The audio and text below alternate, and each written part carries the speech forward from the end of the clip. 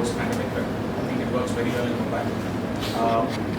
First things first, I hope you all know the context for today's event, but I think you'll all join me in congratulating them.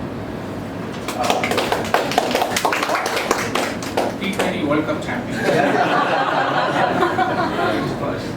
and you beautifully beat us, you know. I mean, we got a thrashing from you folks. So thank you for that. And wondering why is he congratulating?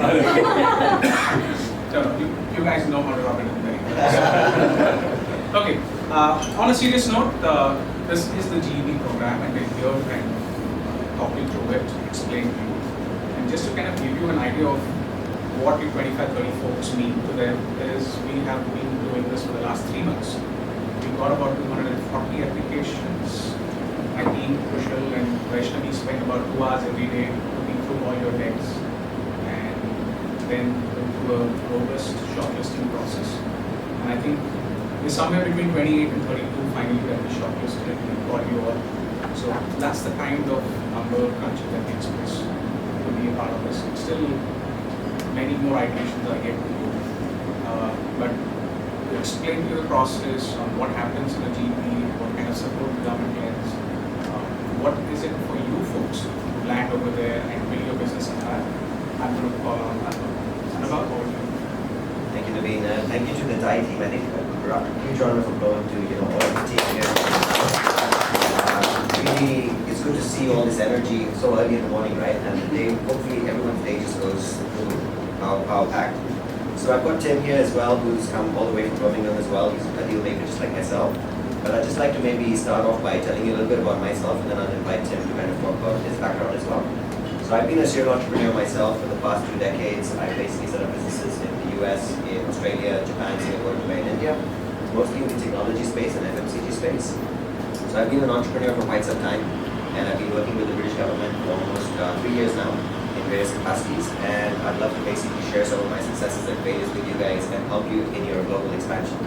So that's just a quick overview of myself, and I'd like to now just invite Tim to give a few words as well. Thanks for that. I'll be very brief, but thank you very much for coming. A little bit of background. So I've run a number of companies in the UK. My background is tech, so I'm based as you said, I'm based in the Midlands. So only about an hour and 10 minutes out of London. And there's a reason why I'm there, and I'll come to that actually. But my business, my background, I've set up university institutes around technology. So I've worked in education for many years. About 15 years ago, I spun up my first business. I exited that. My second company did a 5 million VC raise. I exited that business about 2.5 years ago, and I've reinvested into a number of early stage tech companies and startups. And I've also got the time to actually do little bits of support.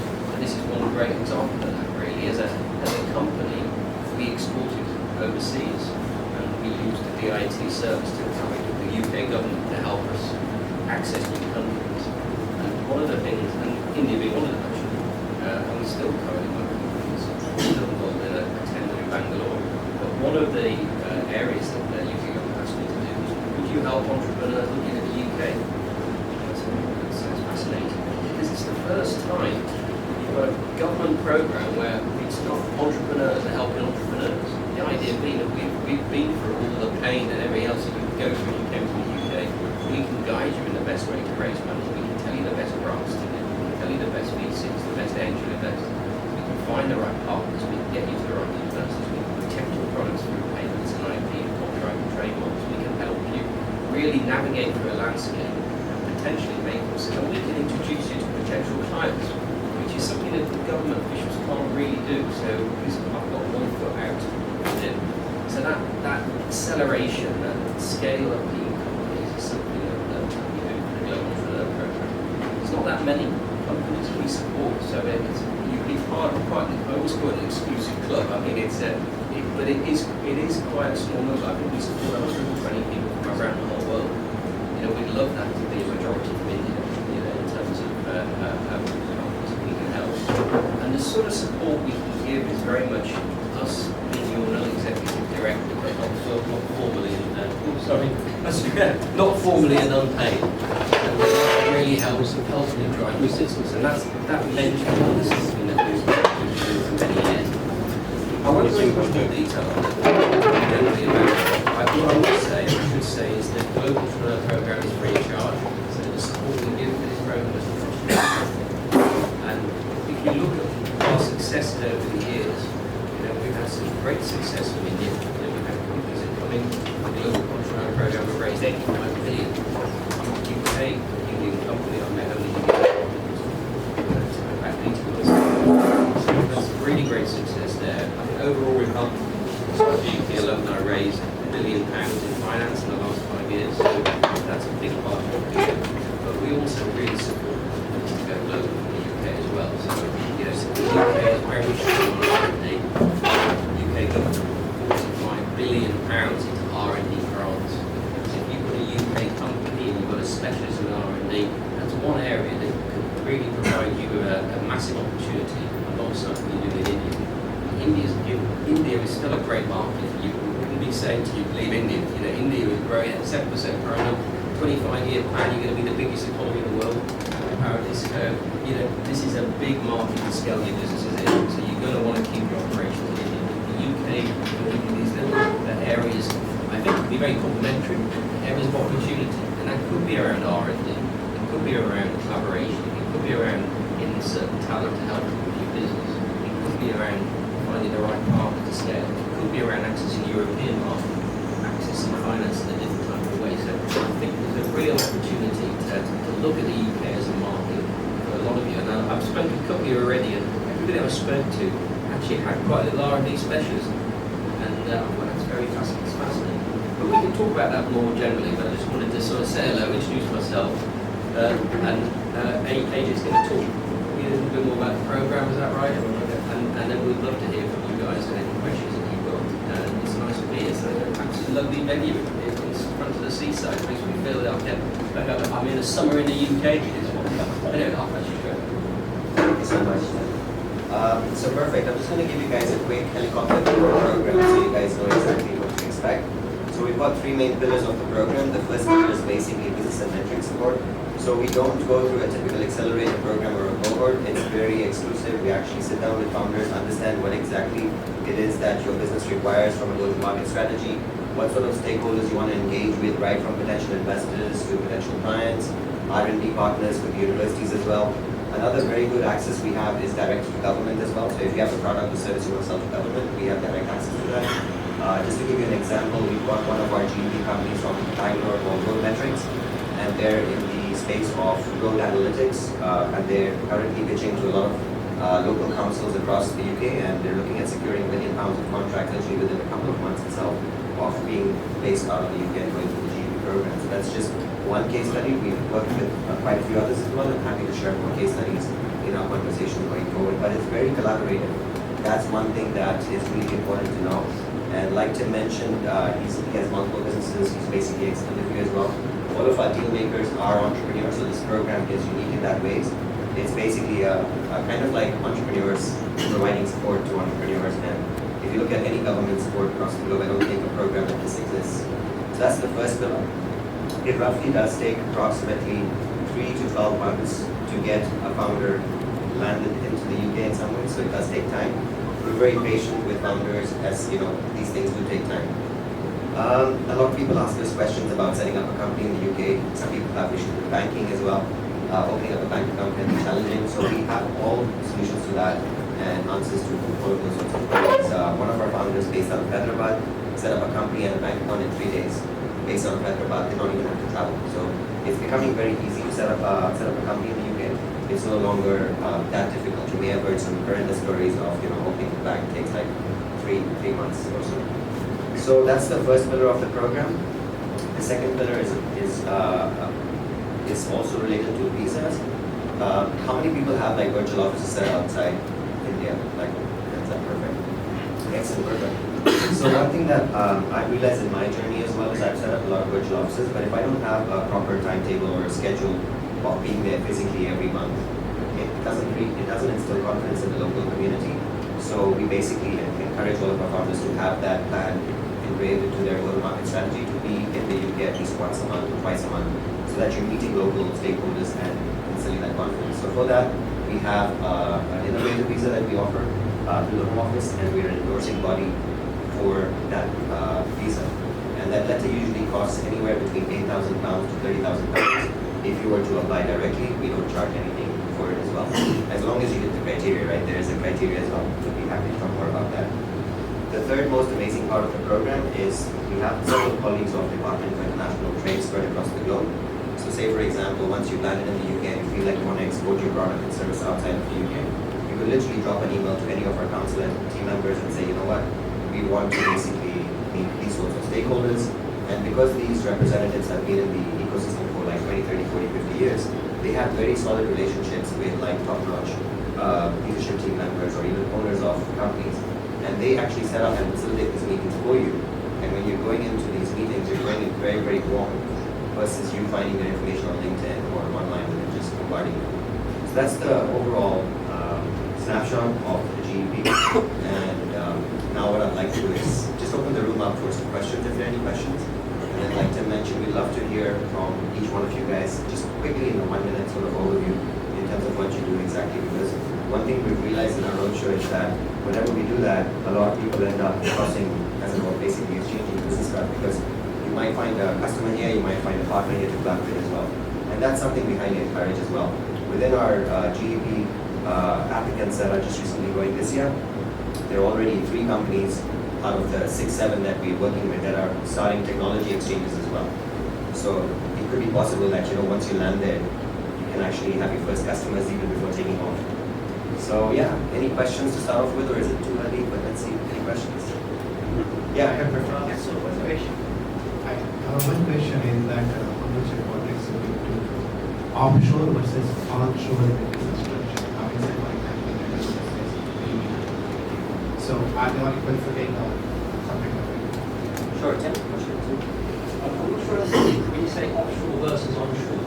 I mean, so British Virgin Islands are British delegates. Right.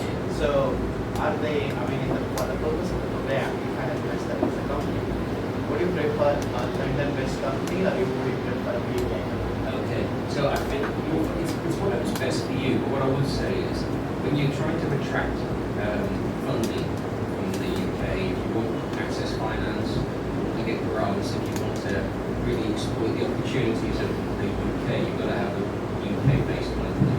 Unfortunately, that's just the way the government's done, so you get the tax breaks and everything else. It doesn't have to be London. London is one option, but London is not everybody. It can be quite expensive, so you might want to look at. I only say that because I'm based in Birmingham, so I'm a little bit outside London, but it is a little bit cheaper, so for me I can get staff at a bit better, good quality staff at a lower cost. But if you're in professional services, London is a better place to be honest. Fintech. So yeah, I think for the purpose of this program, I don't think we've ever had anybody in the government who's UK. Just to add to that as well, when the application comes through, we actually have a conversation with you in terms of which region would kind of be best suited to your business. And maybe you might be in deep tech manufacturing, so your Birmingham definitely makes a lot of sense for that. And if you're in cyber tech, then we kind of like tell you exactly where you can start off. Perfect. Next question. To some of us for whom UK is a new market, can you elaborate a little more on how you help us scale up? Yeah, no problem. Just controlling the voice. Voice. So what we do is, one, we work closely with you to understand your business, because the GP is a personalised program. So we'll find the right mentor, equivalent of me for the business. So my background has been, I've set up ARVR companies, I've used games development teams, I've worked very much in that creative industry space. So where I'm based in the Midlands as well is we have a lot of advanced manufacturing activity. So one, we find the right location for your business.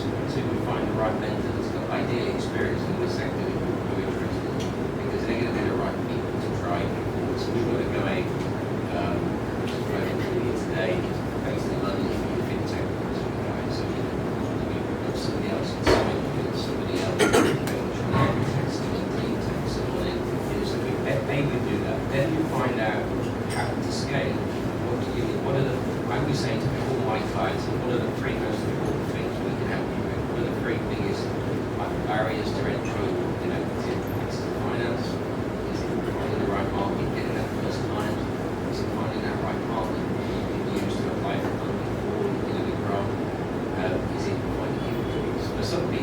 simple stuff. It's like, how am I going to do an accelerator program? I can go on, it's going to be subsidised or free for 6 months. It's going to actually give you lots of money.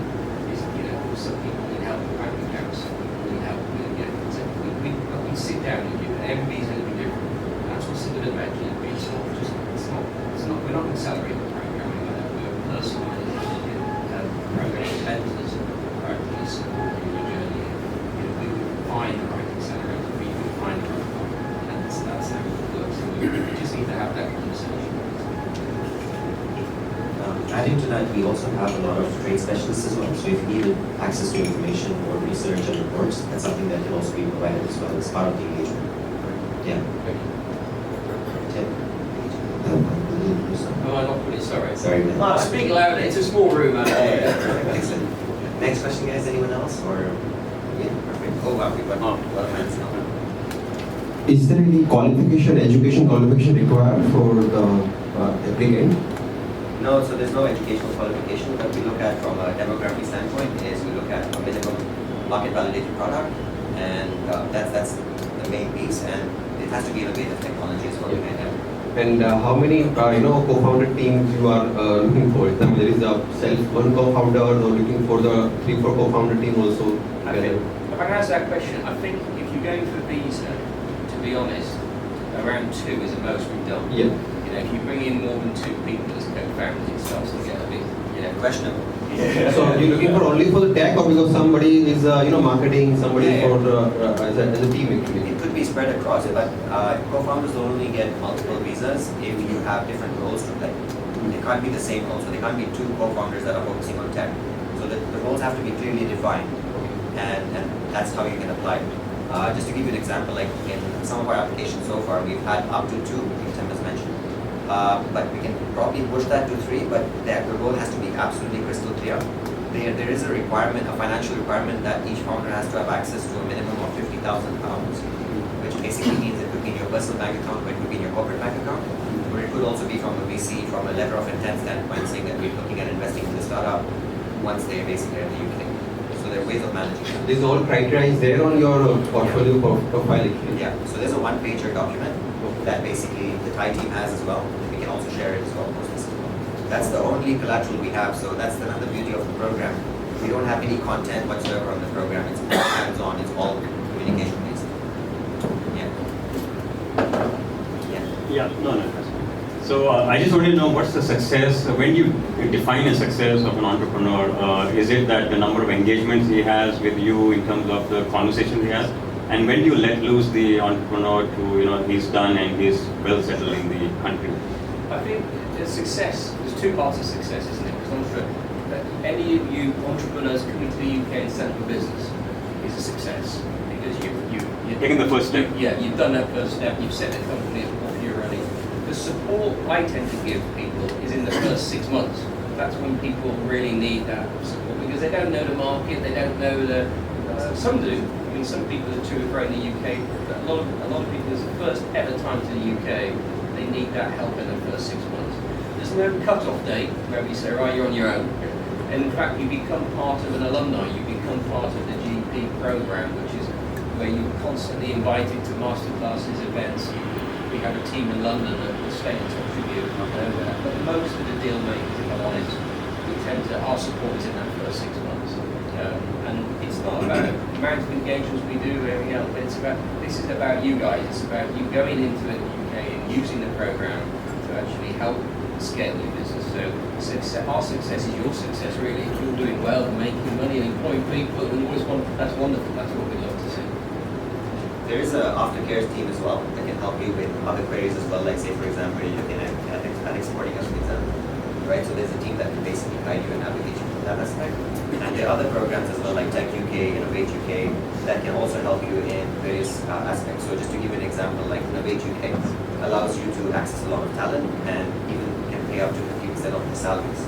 So say, for example, if you're looking at hiring a data scientist or someone who's an expert in UX, UI, the whole concept is to build your leadership team or your strategic leadership team there and then avail that service as well. So these are teams that you can access as two little jewels in the UK, and I'm sure you've got similar things in India, but our jewel, and I've used my old company raised, we did £700,000 grant. This is no equity, this is a grant for R&D for Innovate UK. And if you get it right, and you find the right partners, and that's what we can help you. You want to find the right partners, then you can apply for some. And the fact that your current government has just put an extra £45 billion into R&D, we get a lot of interest in that for innovation. Okay, so number one is that. Two, and we've got a really good ecosystem to access finance, best in Europe. We do more VC and angel funding than the whole of Europe combined. And what we have got, and again, it's another little jewel I think of our government. And our government, of course, now, we're not going to do well. I've got to get this right, but our Prime Minister is of Indian origin. So if we're not going to, now is the time to exploit those opportunities between the two countries. But if you look at our angel network, the government created something called SEIS and EIS. It's a seed enterprise investment scheme, an enterprise investment scheme. This allows anybody who's making a profit to invest in a startup, and they get a 50% tax rebate back on their investment. So suddenly, investors can be from all walks of life. And that's done in the UK. It's created angel networks in every region of the UK. So you can go to Wales, go to Birmingham, go to London with your, and this is for seed money, so it's ideal for a single investment from up to 150,000. You can get multiple investors. Up to $1 million, $2 million. And that is a really good, I don't think many countries in the world, I mean, people look at it, but it's a real unique aspect of the UK ecosystem. So for raising that seed money, the UK is pretty good as well. So I won't mention that, but it depends what stage you go. So just to further that point, like we've got, like UK has an amazing amount of HNIs in the region. So just to like dim that down a little, say for example, if I'm an investor, high net worth individual in the UK, and I have a tax payable of say £50,000, and you go and raise like 150 from them or 100,000 from them, it basically allows them to offset 50% and take the tax money back, so they don't have to pay that 50,000. They also have an option if, say for example, the investor goes pear-shaped, to hedge the additional 50,000 as well and claim that next year or whenever basically the startup declares that their startup not people. So it's an amazing market for angel investors and to raise capital as long as you have a company there. So a lot of people, say, can we start talking to investors? Can we start talking to investors? But it's always a chicken and egg situation. You have to have your company set up. You have to basically show that there's an intent to move or set up and start developing that strategy. And that's where our experience and expertise sort of comes in guiding you and mentoring you through that whole journey. And like to mention again, I'm repeating this, it's very collaborative. Like on my business card, there's a mobile number, it's a WhatsApp number. I have some of my entrepreneurs that I'm working with message me at 2 a.m. in the morning and I'm like replying 2:05.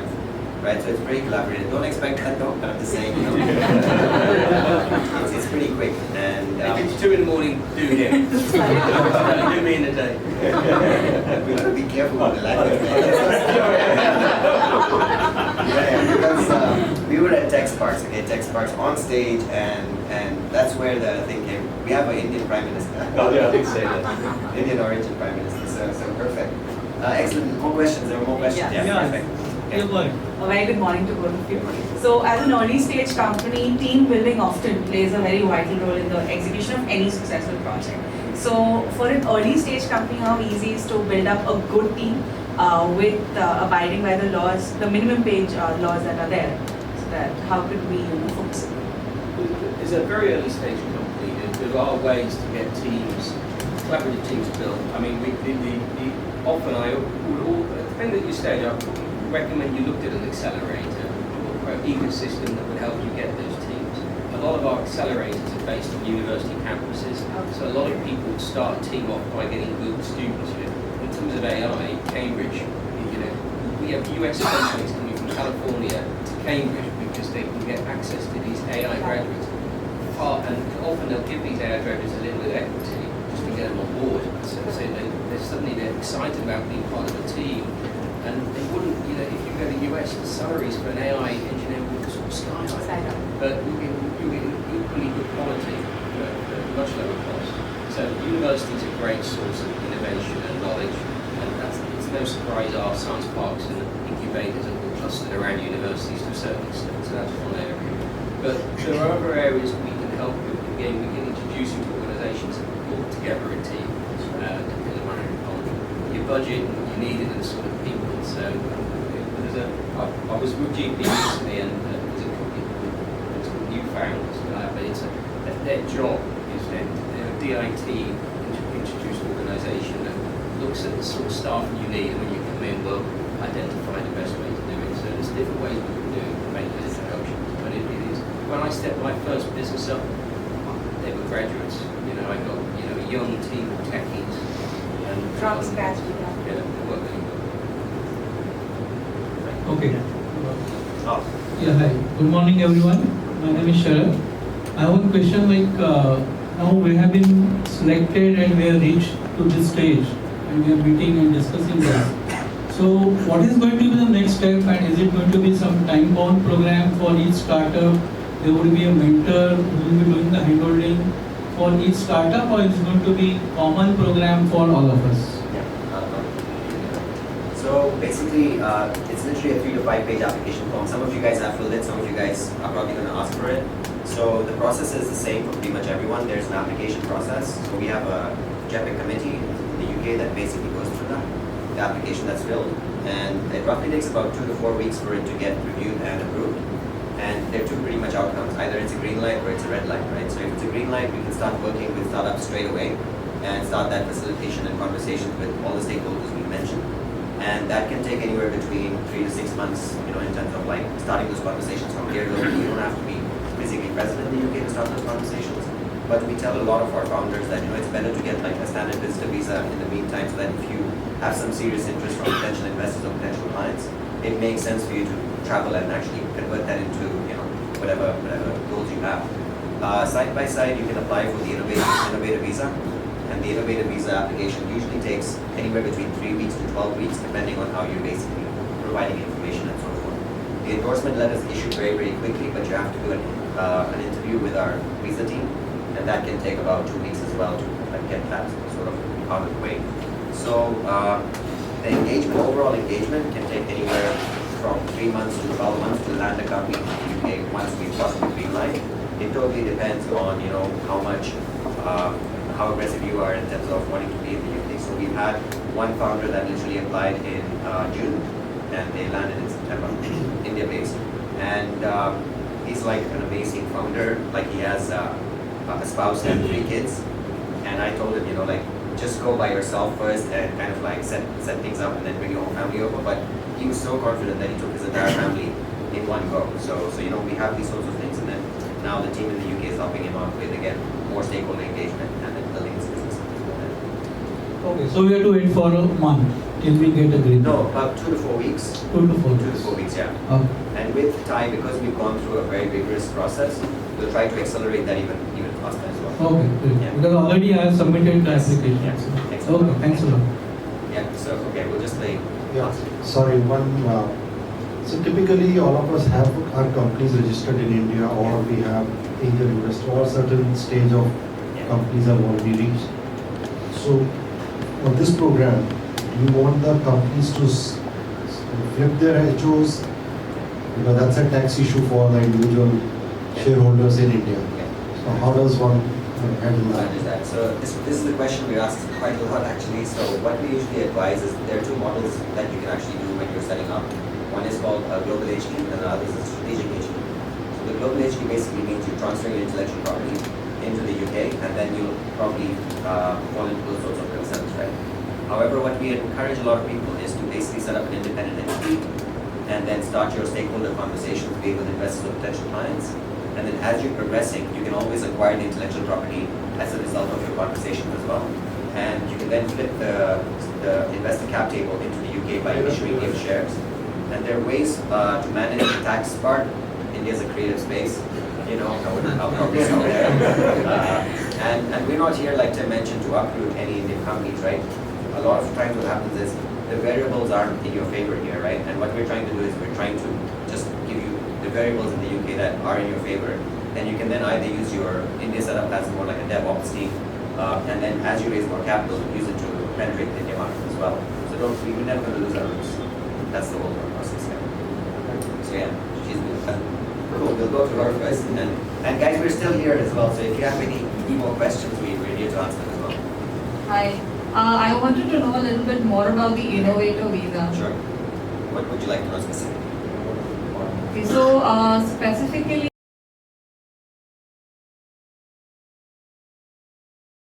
I heard you mention, but I'm not sure of all of it, that it allows you to be able to travel, say, to geographies and, occasionally visit and things like that. So I wanted to know a little bit more about that.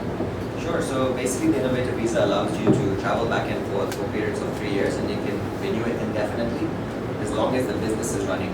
If the business ceases to exist, the innovator visa will also cease to exist at that very moment. Another benefit of the innovator visa is that it allows you to apply for settlement in the UK as well. So a lot of founders find that to be a good opportunity as well.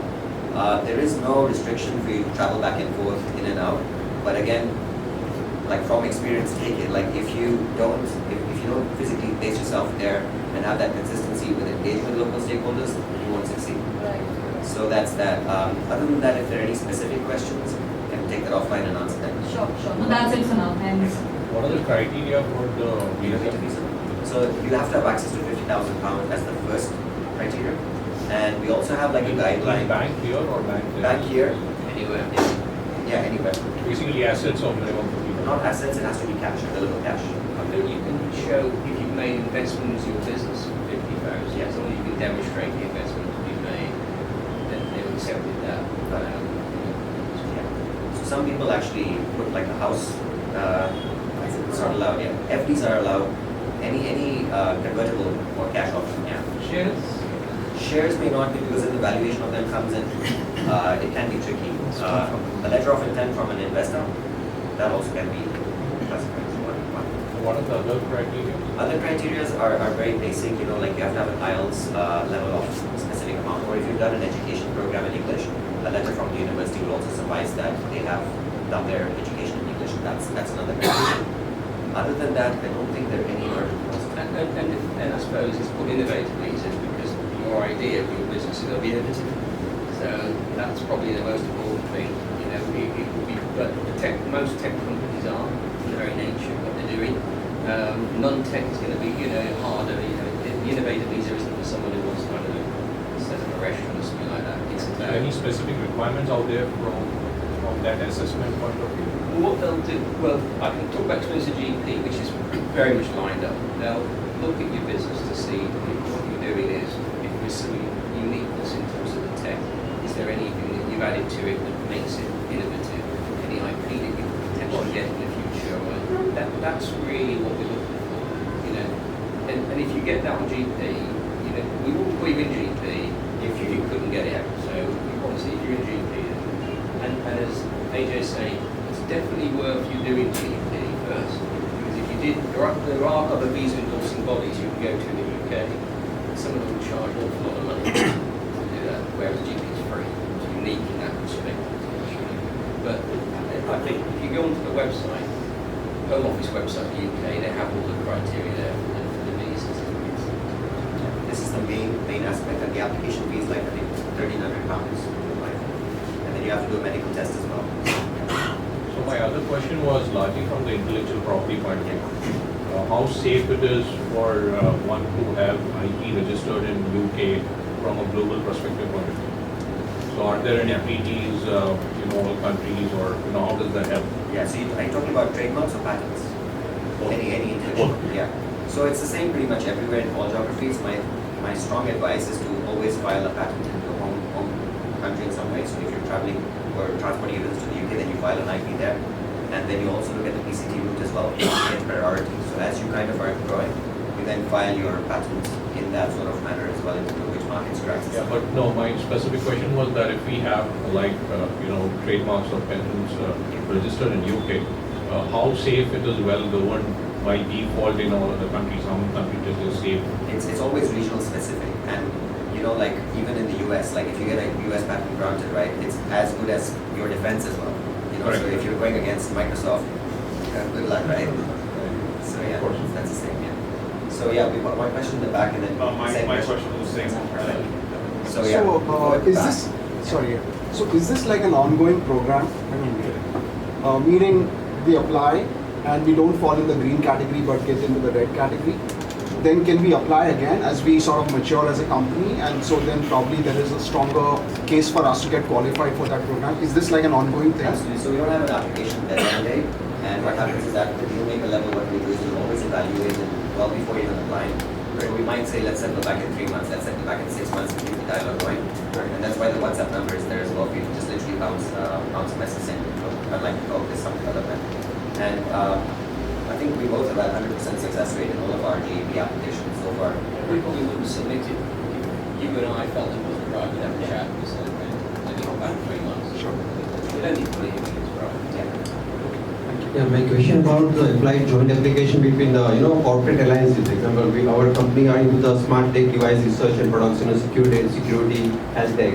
So going internationally, we prefer that our role of job about continue research and product pilot success, because we have a lot of traction from the defense also. So now our responsibility is increased. So can we apply application along with the Indian corporate is a priority? Example, here in India there is the electrical panel manufacturer, there is a market access there. So we tie with them, or you also give us some corporate connect in their Europe market. So before we apply application, we present our application to them actually, who has the same kind of business model actually, but they're looking for some smart products and services in AI, IoT area actually. So that's where we can file application after we have some alliances. So whether you can help to connect with the Europe corporates, or we can do with the Indian corporate. First we prefer to connect the Europe corporate actually. Yeah. Most of the help will come in when you're on the program, because unfortunately, if I was to give too much help to a non-UK company, the British government would be saying to me, "What are you doing helping non-UK companies?" So that's why it's all about the process. Getting the UK entity. Once you've got the UK entity, you're on the program. The help kicks in, and that will be the time that people will introduce you and do what they can to facilitate the links to the organisations that you like. So can we apply otherwise with Indian corporate partners with them, or joint alliances with them? Yeah, we'll have to have a discussion in more detail and understand that. But we also have some post colleagues as well. So Renuka's in the back, if we can get her to just wave. And I think another colleague as well on the right here. So in case you have more questions as well, they're here to kind of like answer them as well. I feel like my voice is coming through the mic for some reason. It's really cool. Maybe it's just any last, okay, one question. Well, we've got 2 more questions. Perfect. So my question is, how is it different from the startup visas or of other countries? So one of my friends went to startup visa in Netherlands, and one another or a couple of others go to Canada. So how is it different, especially when Britain is not now in the European Union right now, and GDP is going down every day? I think possibly even compared with Singapore. Yeah, sure. I think I don't have a lot of knowledge of other countries' visa rules. What I would say is the startup visa in the UK is going. There won't be a startup visa after March next year. Home Office to get rid of it, because the Rishi Sunak's decided that he wants to attract the most innovative opportunity companies in the UK scale, and rather than everybody might want to do startups. That's just the policy now of the current government. So they're saying we get rid of the startup visa. The innovator visa that you've heard us about. There's going to be 2 more visas. There's going to be something called a business angel visa. A business angel visa means you could invest into a UK startup yourselves and get a visa that way. But you do have to take a role in that organisation you're investing in. And it's not going to be a massive amount of money, but that's going to be coming out. And then there's going to be what's called a scale-up visa, which is if you've got a company that's doing 20% growth per annum, they're going to fast-tracking you to the UK as well.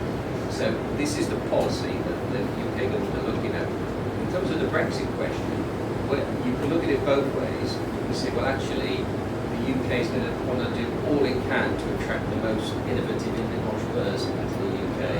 So what they are able to do is provide their own very personal programs and support companies that wouldn't necessarily had it without Brexit. So programs such as I mentioned, Innovate UK, but that has had the government under a massive amount of pressure, more money into these innovation programs because we're not getting the European funding coming in.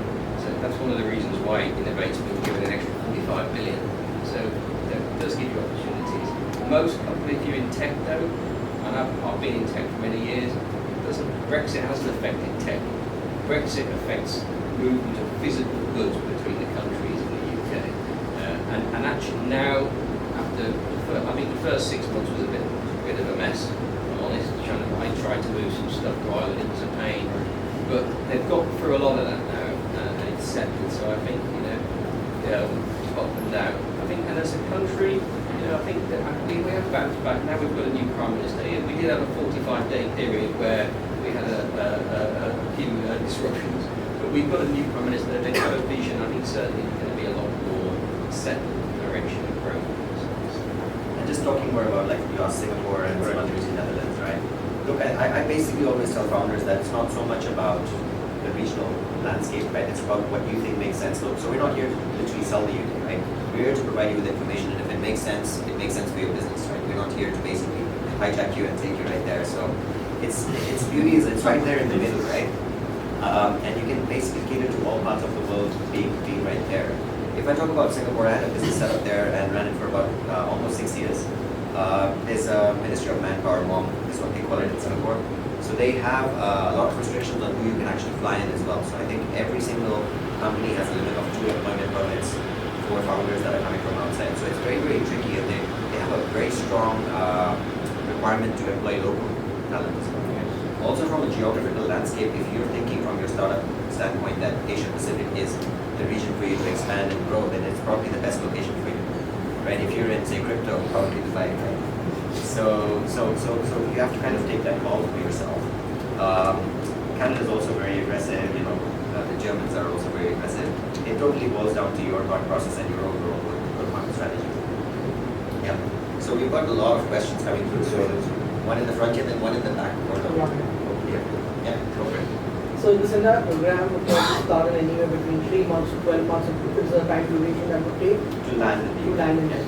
And once someone is there, that's when the entire process would technically start. No. Sorry to cut you off there. It actually starts once the green light letter is issued. So say you're based out of Bombay and you still don't have a plan to go to the UK, it's 3 to 6 months or even 9 months. We start facilitating a lot of conversations with potential stakeholders you want to engage with. And it could be investors, it could be potential clients, it could be R&D partners, it could be government agencies as well. And that's what we can basically start right up front. You don't have to physically be there. Sure. So my question is, how much fund should someone tie in prior to landing in there? And probably once someone is there, what kind of a fund does one require to sustain in there until things start moving? So some of the applicants that have come through have access to a minimum of 50,000 pounds, but some have even more. And usually if we talk about a discovery mission, right, for a couple of months, you're looking at roughly about 10 to 15 lakhs at the bare minimum for you to at least start that back and forth sort of journey. And there are some competitions as well that I'll ask Tim to talk about coming up in March, which everyone here can avail because they come through Thai and the program. Yeah, actually, good point. I always forget to mention it. So the West Midlands, the region I'm from, the West Midlands does have a representative at the High Commission. But the West Midlands are running it's an inward trade mission to the UK, just for India. So they're looking to attract 10, 12 Indian entrepreneurs to come to the UK in March next year. They will cover, it will be a little bit competitive, so presumably they'll get, they hope to get more than 10 applications, but they'll be free to get it. But it's not been massively, it's been promoted for us on this visit. So basically, it's people like you guys who don't hear about this, isn't be advertised anywhere else.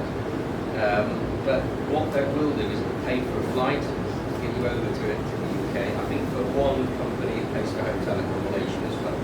But it certainly pay for your flight. But what's good about it is you'd be put on a 5-day program in the UK, so it's a perfect chance to test the market and see if it's right for your business. You'd understand, you'd be able to meet accountants, you'd be able to put you in front of potential VCs, you'd be able to meet some of the support agencies, the accelerators at universities, you'd be able to meet local companies that create a 5-day program of visits for you. It's quite intense, sort of 5 days. But if you are interested in the UK, I've done that when I've come to India. I've been in India for about 7 or 8 years. The first time I came on a trade mission like that. And that's a really good way of sort of introducing me to everybody really quickly. So that one, the way you apply, it'll be like a couple of paragraphs. Obviously when you fill that, it's online. I've got to find the website. They can just email me. DIT website's been set up. You just apply online, little paragraph about why you want to come to the UK. So this is your chance to sell. Always bear in mind, you're selling your company, your vision, why the UK is good for you, because that's how they're going to develop. And I think GEB companies get a added preference. Yeah, I'm sure they would. Yeah, I'm sure they would. So yeah, so answering your question about 10 to 15 lakhs is what I would kind of say the minimum for you to start. And that would also take care of the sustenance. Is that sufficient enough to be sustainable there? Absolutely. Is there a sector preference? Sorry? Is there a sector preference? So the GEB also supports technology companies, and if it's not tech company, then we have our first team members who also help as well. Do you have any, market research paper or just extending this question, which sectors, what is the potential of a market, and do you support, post, the visa and the grants and stuff like that? Do you support maybe even lead generation? Yeah, I mean, two things. Start with the research papers. I'm going to head to the High Commission on this one, because often where I've met a company locally that wants to know about a market opportunity in the UK, I've referred them to the High Commission.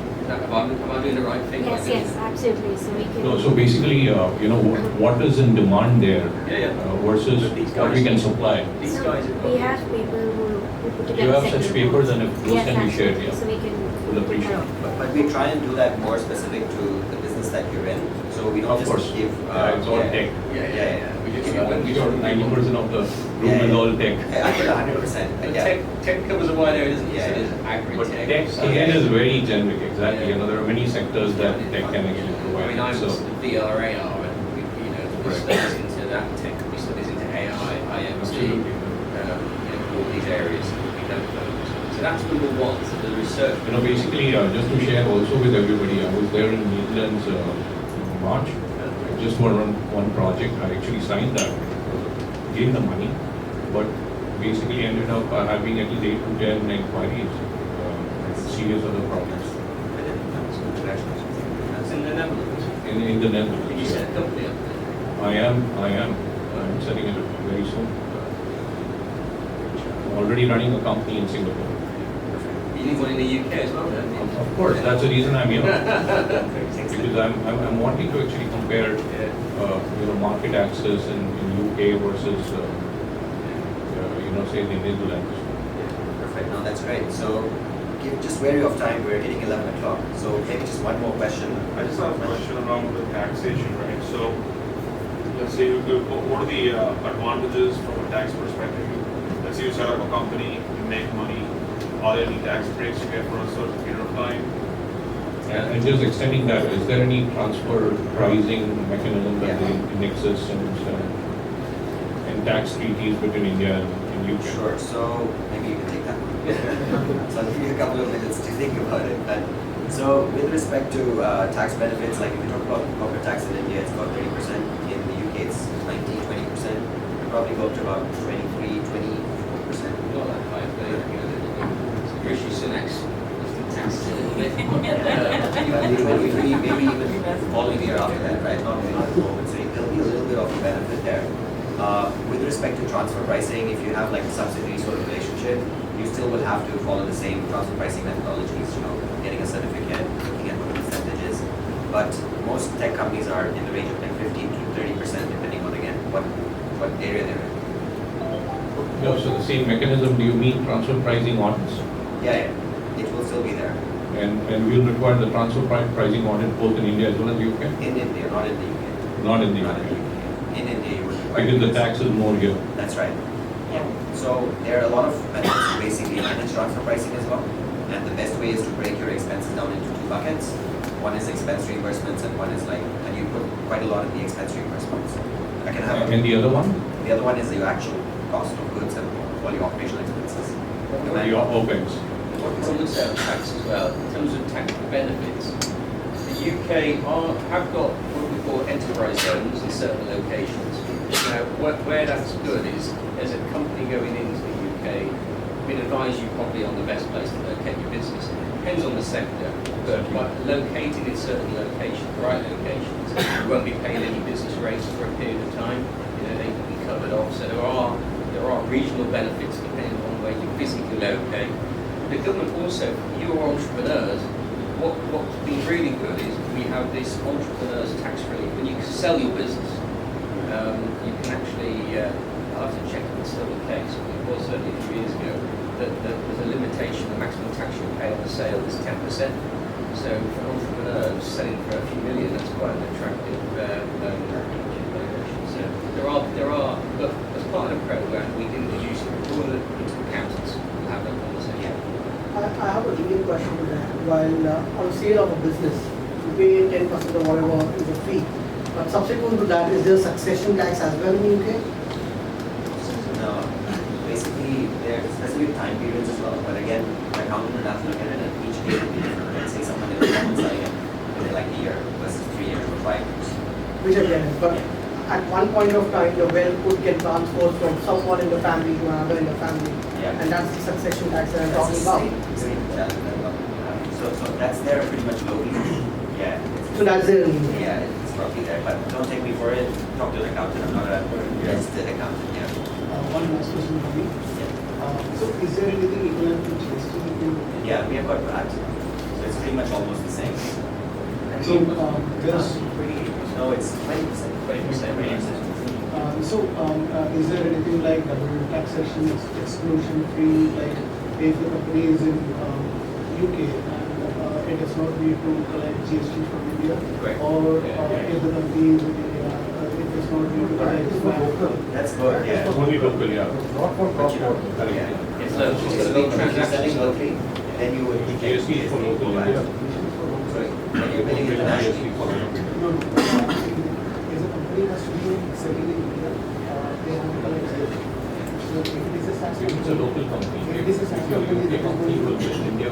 if it is a SaaS company, I'm going to set up in UK, and I'm going to pay the client from India.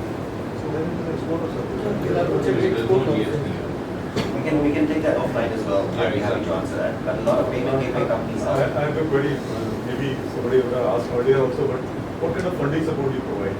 Sure. So we don't fund any startups. We basically facilitate conversation with potential investors or angel investors that you feel are right for you, and that's something that we basically offer. So it's more, think of us as a big brother or big sister program because we've got like Facilitator. Yeah, facilitator. But don't underestimate that in the UK, because if you go to the UK on your own, try and contact the venture capitalists or angel networks, you'll struggle to get a response. Not just because we hear from any UK company have the same problem, but because these guys are getting 100, 200 texts a week. But an email from us that introduces you normally generates a response. So that's another big incentive. On that, I have a supplementary question. So you mentioned about the strategic HQ, right? Strategic HQ, yeah. So in case we go by strategic HQ setup, do we still qualify for R&D grants? So there needs to be some sort of development plan or a research and development plan, and that has to be specifically built in the UK, and then you can probably apply for the UK. I have a follow-up question on that. Just on that R&D, actually, the question about tax. We have R&D tax credits. Someone was asking me about, someone mentioned what benefits, tax benefits are. Was it yourself? So R&D tax. So if you had a team in the UK, even I can claim I have a team in India. I can take a percentage of those as well, which is phenomenal. But so I'm claiming a percentage of all my salaries of all my staff working in R&D, and I get that back like cash. One third of your spend. So that's good tax, another tax incentive. Sorry, I forgot about that. For R&D, you have to partner with existing universities in the UK or other organizations? We don't have to, but we'd advise for an R&D business. The UK is probably one of the strongest places for established R&D. So whether that's a university or a dedicated R&D centre. So for example, we've got R&D in automotive centres around mobility or centres around, there's a new augmented reality AR centre around R&D. It depends what sector you're in. It's not always universities. But my advice is if you're going to go for an R&D grant, like a big one, like a nice big juicy Innovate UK grant, what they like is that collaboration between you as the company, because at the end of the day they want you to have the money, you've got to lead this, it's going to be your IP, you get the money from you. But if you just go on your own, you just look at the UK, go for £1 million, they're going to think, oh, hang on, Yeah, nobody's company got that track record with it. Whereas you see, but I'm partnering with a university or an R&D centre on one hand, and they're going to get some funding as well to help you develop your R&D. And you've got a potential end user there. So when I got that money for my business, I partnered with a university and I managed to get Rolls-Royce on board. Now I've been knocking on the door of Rolls-Royce for years trying to get some work out of them. And I didn't, but when I told them, actually I'm going to go for this grant, would you partner with me as this grant? And this way you're going to get paid to participate in the project. And then the benefit is at the end user, at the end result, you get to shape the product that you might want to buy at the end of it. Well, okay, we'll do that. So they got themselves a nice £100,000 for just evaluating and testing the product. But for me as a business, I've now got on my pitch deck, I'm working with Rolls-Royce. And that's how we advise you to get your way into R&D. It's about that collaboration. Just adding on that as well, there's an Indian company called Carbon Clean Solutions, and Carbon Clean Solutions, and we basically help them raise £5 million grant, no equity, pure £5 million, and in the past 12 months they've raised more than 150 million. Indian company as well. So it really works well when you collaborate with the deal makers. We can even introduce you to specific grant writers and agencies that can write grants to help you out, because my whole thought process is do what you do best and partner with those who do what they do best. It's as simple as that. And that's where the network really comes in. All of the deal makers are pretty much entrepreneurs themselves, 20, 30, 40, 50 years of experience in entrepreneurship. So yeah, just adding to that. One follow-up question. I think we should probably take a Just on the question which you said, that is kind of the university. In that case, do typically universities will take a part of the patent or something like that? No. They might try. I would They shouldn't actually. I mean, if you work for the university, it's slightly different. So if I'm working for a university, I've got an idea, and so I'm going to spin this out as a company, the university might, depends on the university, and I say, hang on, we've got a share of that. But if you're going as a company, to a university to collaborate with you on a partnership, you don't own the IP. And I don't think they're allowed to actually. I think the UK government has really put a lot of pressure on universities to engage with industry. There are our centres, they're one of our big partners in R&D, so they want to engage in industry. They get something called I think it's education funding. A large chunk of their money comes from the amount of engagements they do with industry. So they have to do this. So you often find with universities, you're pushing against an open door if you want to engage with them and talk to them, because it's something that they want to do anyway. And at the end of the day, they're going to get money out of this as well. They're not doing it for free. In fact, on some of these innovate grants, they get 100%. I only get 70%, but they get 100%. So they're more. If you've got a good idea, university will snap your hand. I only learned this too late in life. I could have engaged university much younger, but with my last business, we did a lot of university engagement, and it's really good. Perfect. Okay, so folks, there's going to be breakfast still continuing. So for the ones who want to have a second helping, please feel free. I think it was a wonderful session. My takeaway is, if your business reasons are right, these folks make it easier for you. So get that sorted first, and then I think all the support you need comes. It's not a one straight answer. You'll have to sit with you individually, know your business, and then things unravel. And it's almost each and every of your entries kind of micro customized as to what you need to do. What if you take step 1 versus step 2 versus step 3, and you need to kind of figure out what is best for you.